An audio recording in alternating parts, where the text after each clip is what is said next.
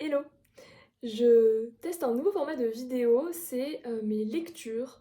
En fait, j'adore lire et ça m'apporte beaucoup au quotidien et c'est un peu aussi ma façon de me former, d'utiliser ma curiosité, de continuer à apprendre des choses dans ce monde.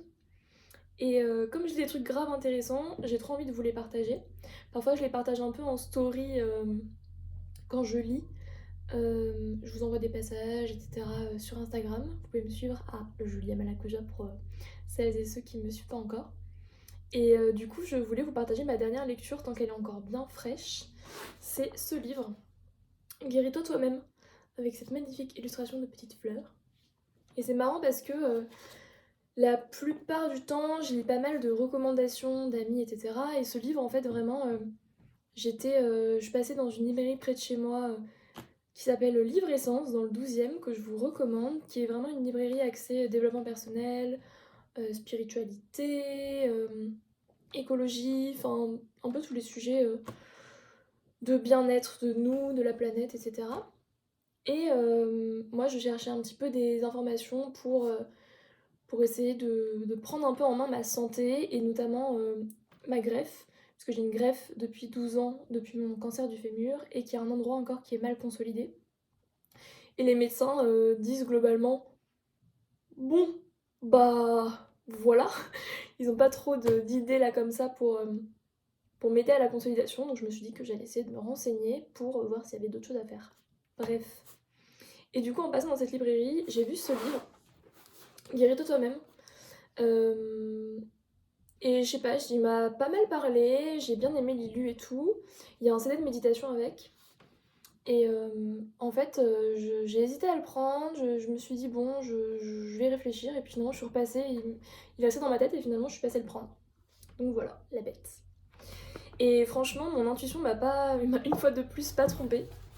C'est vraiment un super super bouquin sur la médecine. Je l'ai conseillé d'ailleurs à ma cousine qui fait médecine parce que pour moi c'est l'avenir, vraiment l'avenir de la médecine.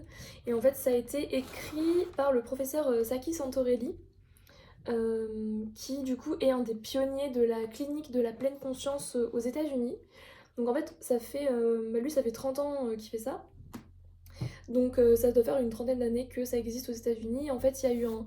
Je crois que c'est John Kabat-Zinn qui a fait du coup la préface de ce livre, qui est vraiment l'instigateur de ce programme de méditation et de pleine conscience en fait qu'ils ont testé aux États-Unis et qui maintenant existe dans le monde entier. Donc vraiment la science a validé le fait que la méditation de pleine conscience peut aider quand on est malade ou même quand on est dans juste un mal-être ou quand on est même des proches de patients, peuvent vraiment aider à traverser une épreuve ou la maladie de façon beaucoup plus consciente, sereine et en lien avec son corps, avec ses émotions, etc. Et du coup, ce que nous raconte le professeur Saki Santori dans ce livre, qui est vraiment super intéressant, j'avoue que j'ai un petit peu parfois des préjugés sur les livres américains parce que j'étais un peu traumatisée par la semaine de 4 jours, je sais pas si vous l'avez lu, la semaine de 4 heures même.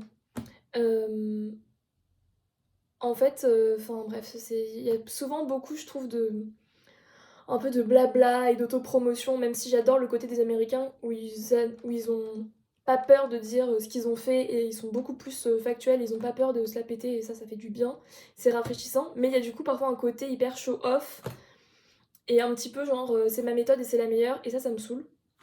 Et là, c'est pas du tout le cas. En fait, c'est vraiment du coup ce professeur qui nous raconte.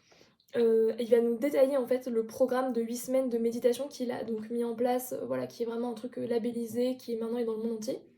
Donc il nous explique ce programme et en fait il raconte au fur et à mesure les différentes thématiques de chaque semaine, puisque c'est sur 8 semaines, et à quel point ça change la vie de ses patients. Donc il donne vraiment des exemples de certains patients comme ça au fil de l'eau.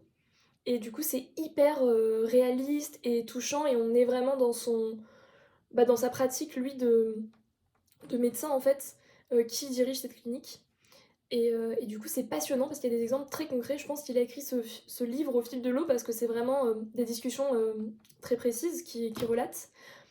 Et du coup, ça permet de rentrer vraiment dans la méthode et que ce soit pas juste un guide un petit peu froid et qui donne pas vraiment envie d'être suivi.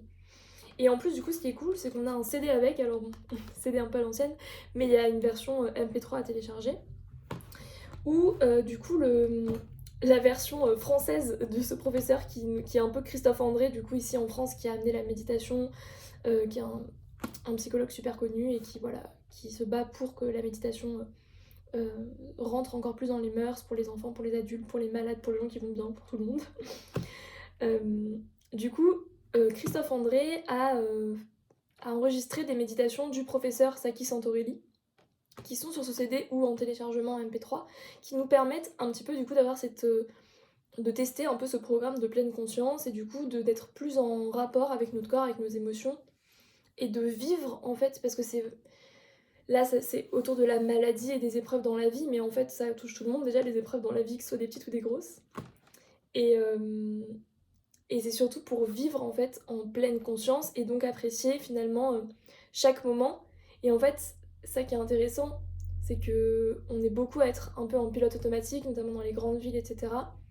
Et en fait, ça nous déconnecte des difficultés, mais ça nous déconnecte aussi de la joie, du plaisir, de la beauté, de l'émerveillement.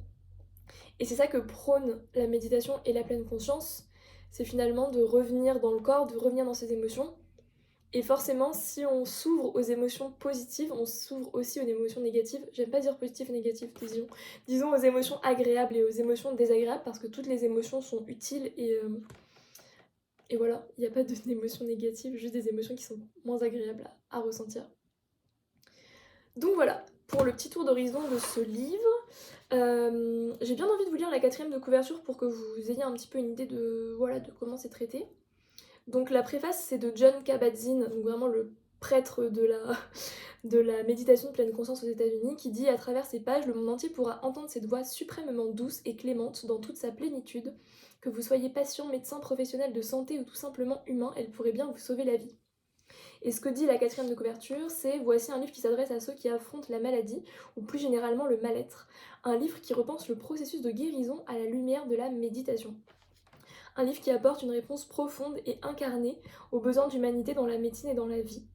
Un livre qui parle de la guérison de l'être par un processus de transformation intérieure. Aujourd'hui, la méditation de pleine conscience est devenue une pratique laïcisée et occidentalisée dont les bénéfices sont scientifiquement validés. Le programme MBCR, donc c'est le programme de la clinique de réduction du stress, a fait son entrée dans l'arsenal thérapeutique au sein des hôpitaux et des universités partout dans le monde. Saki Santorelli nous raconte ici la fabuleuse histoire d'un programme de méditation de 8 semaines. Il nous révèle le fruit de 30 années d'expérience ainsi que sa méthode pour intégrer la méditation à notre vie quotidienne. Voilà la 4e de couverture. Et du coup, ce que je trouvais intéressant au-delà du coup de toute cette histoire d'inclure la pleine conscience et la méditation dans la vie, bon, ce qui est quand même énorme déjà, c'est qu'en fait, il propose vraiment de repenser la médecine et le rapport patient-médecin. Et en fait, moi, ça m'a vraiment bouleversée parce que du coup, j'ai eu affaire à beaucoup de médecins quand j'ai eu mon cancer. J'avais pas trop eu affaire à la médecine avant parce que j'ai jamais eu trop de soucis de santé avant ça. Donc je suis un peu rentrée, je suis passée de j'ai jamais rien à un truc vénère. Et en fait, le fait de lire ce livre m'a permis de me rendre compte de, je pense, beaucoup de traumas liés à la façon dont j'ai été traitée en tant que patiente. Simplement en fait, sur plein de choses, enfin sur la façon dont on définit la médecine ici en France, où en fait on a encore ce rapport souvent du médecin qui est au-dessus du patient, du médecin qui est sachant et du patient qui est là en mode ah d'accord, soit. Et du coup parfois de médecins qui prennent pas le temps d'expliquer ou qui prennent pas le temps d'avoir toute la dimension d'avoir toute la dimension psychologique qui est nécessaire aussi bien auprès des patients que des proches, etc. Et moi je sais qu'en tout cas j'ai eu des super médecins, des infirmiers et des infirmières incroyables et aussi des médecins un peu tout pourris, pour pas dire tout pourris. Et du coup ça m'a permis de m'en rendre compte en fait avec ce livre et du coup d'avoir un nouveau niveau d'exigence sur les professionnels de santé que je vais voir. Parce que du coup, pour vous décrire un petit peu la relation que prône Saki Santorelli dans la médecine, elle est aussi du coup liée à la pleine conscience. Parce qu'en gros, il dit si on se remet en fait dans nos corps, dans nos émotions d'humains, et donc d'être vivant, etc., et qu'on vit notre vie en pleine conscience, en fait, on peut pas vraiment dire qu'il y a une hiérarchie entre les êtres humains, et donc le patient, le médecin, en fait, il faut repenser cette relation en mode égalitaire. En fait, les médecins, ils ont tous des bonnes raisons de choisir cette vocation-là, et eux-mêmes doivent se poser la question de voilà, pourquoi est-ce qu'ils ont envie d'aider les gens, quel est leur rapport à la maladie, à la douleur, à plein de choses, que eux aient travaillé ça pour qu'ils puissent accompagner les patients et vraiment dans une relation d'échange, d'apprentissage mutuel. Bien sûr que le médecin va avoir un savoir et un savoir-faire différent du patient, mais pas davantage. En fait, il y a plein de fois où du coup Saki Santorelli parle aussi de sa propre expérience, de ses difficultés à intégrer la pleine conscience, de ses difficultés à intégrer plein de concepts, à se détacher de son ego, etc. Donc il se rend très vulnérable dans ce livre aussi, et nous raconte à quel point, enfin, et aussi toutes ces tentatives de créer cette nouvelle relation avec ses patients, où en fait ils sont à égalité, où lui leur apporte une méthode, un savoir, mais où il reçoit en fait en retour autant que ce qu'il donne, juste de façon différente. Et du coup ça a vraiment changé mon rapport à la médecine, qui je pense du coup était très traumatique, parce qu'à l'époque j'étais super jeune, j'avais 15 ans, et j'avais pas de repères sur ce qui est bien, pas bien, normal, pas normal. Et puis surtout, on m'a juste dit bon bah t'as un cancer, on sait comment le traiter, voilà le traitement. J'étais pas là en train de négocier et de savoir si c'était bien ou pas bien. J'ai dit d'accord, allons-y. Donc, euh, donc du coup, ce livre m'a vraiment permis ouais, de dissocier ce qui était dû à la maladie, de aussi ce qui a été la façon dont on me l'a annoncé, la façon dont on m'a guéri, dont le traitement s'est passé, etc. Et je pense que ça me redonne aussi beaucoup confiance à l'avenir dans le futur de la médecine, parce que du coup, je suis quand même restée bien traumatisée de cette expérience, et du coup, j'ai très peur de me faire réopérer, j'ai très peur de faire des examens. Enfin, en fait, je suis tout le temps en stress quand il s'agit de ma santé. D'ailleurs, depuis, je suis hypocondriaque, même si je le sais et que je travaille beaucoup dessus. Voilà, enfin, je suis quand même vraiment stressée et angoissée sur ma santé.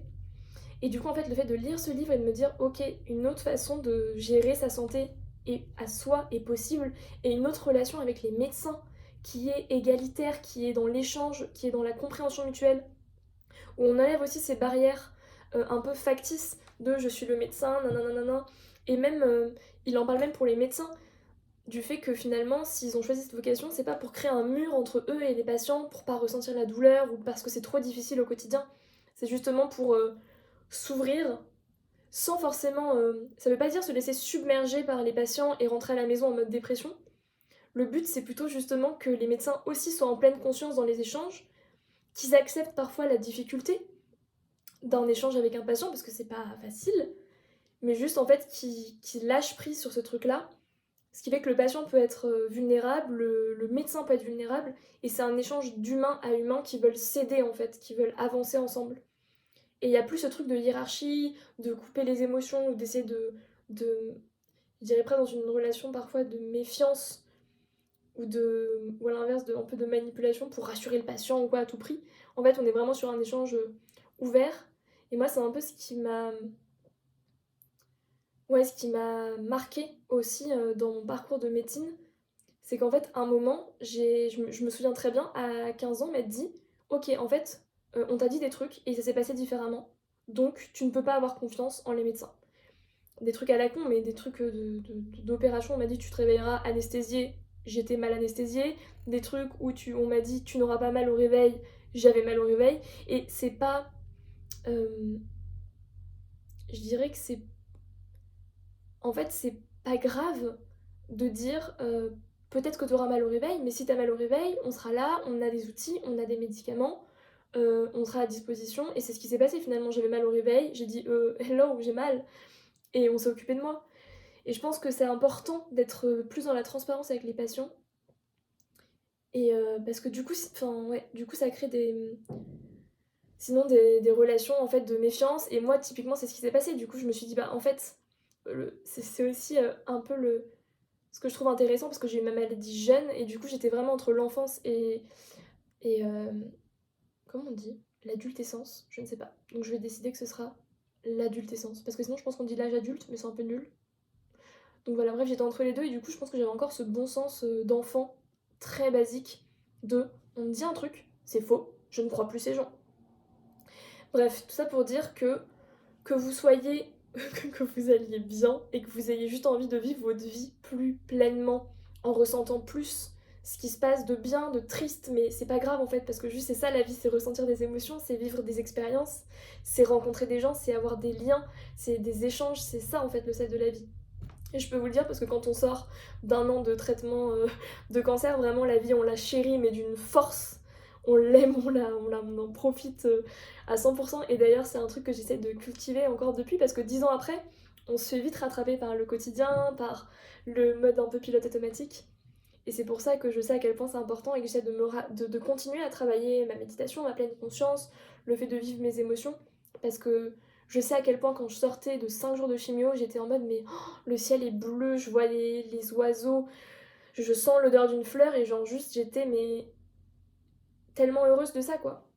Donc voilà, je vous partage tout ça parce que je trouve que c'est extrêmement important, parce que je rêve aussi d'un monde où, en fait, les humains, on a tous accepté qu'on est juste des petits animaux sur cette planète, qu'on vit la vie à 100%, qu'on vit nos émotions, qu'on les partage, qu'on est là avec nos proches dans les rires, dans les larmes, et juste que ça permet de se sentir vivant et d'avancer dans les épreuves ensemble, et de profiter des moments et de célébrer les victoires aussi ensemble. Donc vraiment, je vous recommande chaudement, chaudement, chaudement ce livre. Je trouve que le titre est un peu mal traduit. Je vais regarder si je retrouve l'original. Parce que moi, c'est ce qui m'avait un peu fait hésiter à acheter le livre, parce que je trouve pas ça très... J'aime pas trop le côté guéris-toi toi-même, genre la médecine c'est de la merde, guéris-toi toi-même. En fait, c'est pas du tout ça l'essence du livre. L'essence du livre, c'est justement c'est des médecins qui ont développé des programmes de réduction du stress et surtout de gestion des émotions grâce à la méditation. Donc ils sont vraiment dans cette mouvance que moi je soutiens et que je proclame comme la meilleure. C'est vraiment d'arrêter d'opposer médecine traditionnelle, médecine douce, médecine alternative, médecine occidentale, orientale. En fait, on a fait des recherches pendant des années, on a des médecines ancestrales incroyables, on a des traditions de fous, on a des plantes magnifiques que nous donne la nature. Juste mettons-nous tous ensemble et travaillons de concert pour les patients en fait. J'ai envie de dire stop l'ego, stop les batailles, les guerres, en fait on s'en fout. Le but c'est juste que le patient vive le mieux possible tout ce qu'il a à vivre dans la vie. Et moi j'aurais été tellement, tellement heureuse d'avoir un programme de 8 semaines de méditation de pleine conscience quand j'ai vécu mon cancer. Parce que du coup pour ceux qui n'ont pas vu mes précédentes vidéos, n'hésitez pas à regarder mes conférences où je parle vraiment de ma vie en détail, du coup de tous les apprentissages que j'ai pu avoir, et aussi des hauts et des bas. Et notamment, moi j'ai vécu vraiment mon cancer en mode warrior, parce que j'étais en train de protéger mon environnement, j'étais encore dans un truc de je dois être forte, je dois être parfaite, je peux pas lâcher. Donc j'ai vécu ça en mode warrior. J'ai pas du tout vécu mes émotions sur le coup. Et 10 ans après, je suis tombée en dépression, genre du jour au lendemain. Vraiment, je n'ai pas compris ce qui se passait. J'ai tenu ma petite vie tranquille. Et genre le lendemain, j'étais en mode, ma vie n'a pas de sens, qui suis-je, où gère. C'était un petit peu violent, je vais pas vous mentir. Après, c'est ce qui m'a permis aussi du coup de commencer à avoir un psy, de commencer le développement personnel et de faire ensuite un coaching et de changer ma vie, de quitter mon job, mon appart, mes croyances de nul, ma ville, enfin bref, j'ai complètement changé de vie ensuite et du coup c'était comme souvent les plus grosses épreuves nous apportent aussi les plus grands bénéfices et l'épreuve est à la hauteur du changement qu'on va faire dans notre vie et du bonheur que ça va nous apporter. Mais sur le moment on en chie sa mère, je vais pas vous mentir.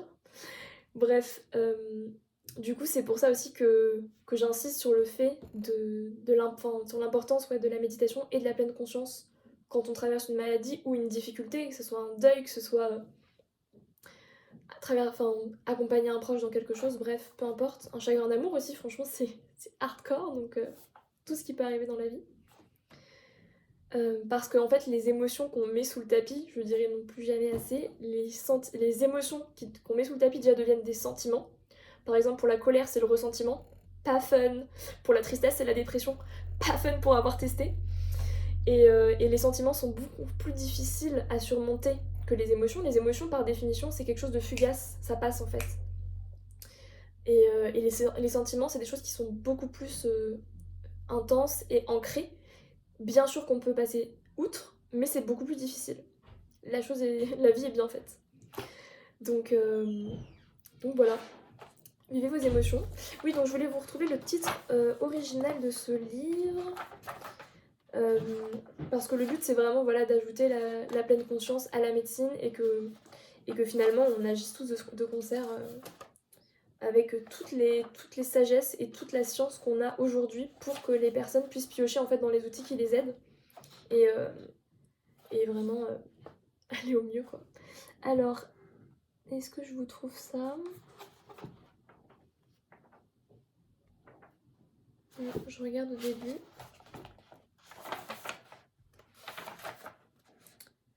Ça s'appelle Heal Thyself. Bon, là c'est mon anglais qui pêche, j'avoue que Thyself, je regarderai ce que ça veut dire, je ne sais pas. Pour information, ce livre il a été écrit en 1999, il a été traduit en 2017 en France. Mais je trouve que c'est un livre vraiment, enfin moi je l'ai lu, j'avais l'impression qu'il était écrit hier quoi. Enfin, en fait l'expérience des patients elle est complètement passionnante et elle est totalement intemporelle. Je précise aussi que c'est un livre, malgré le fait que ça parle de patients qui traversent des choses difficiles, qui est hyper... c'est plutôt ambiance, réflexion philosophique, réflexion sur la vie. Et c'est pas du tout mauvaise vibe, je dirais. Franchement, on en ressort avec plein d'espoir, avec l'envie de changer les choses et la façon dont on se soigne. Voilà, enfin vraiment, croyez-moi, j'ai beaucoup de mal avec les émotions désagréables. J'aime pas trop lire des livres vraiment qui tendent vers la tristesse, la déprime ou la violence, je peux pas du tout.